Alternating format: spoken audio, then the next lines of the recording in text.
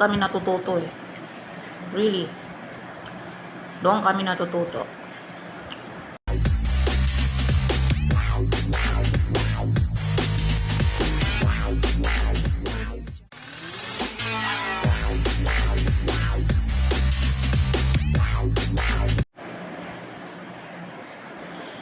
Alam nyo guys, nung nag-aaral pa kami,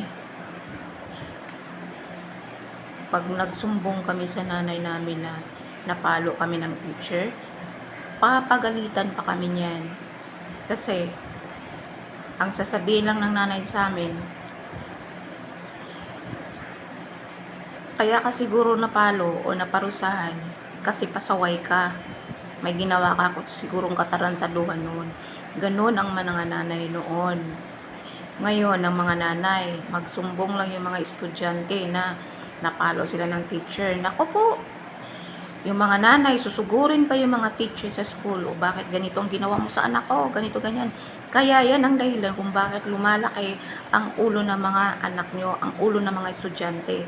Kasi unang-una, pag pinapalo o pinaparusahan sila ng teacher nila, nagsusumbong agad sa nanay at alam nila na kinakampihan sila ng nanay nila. Ayun.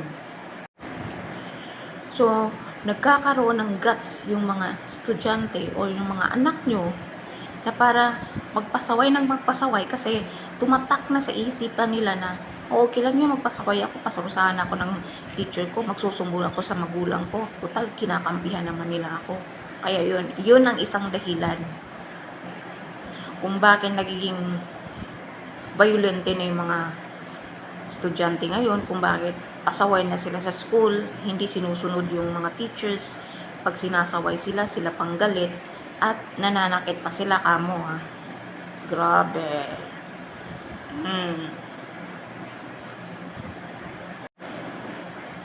Kaya ang mga estudyante ngayon, wala silang natutunan na mga moral values. Sa totoo lang. Noon kami, pag pinaparusahan kami ng teacher namin, okay lang. Kasi doon kami natututo eh. Really. Doon kami natututo.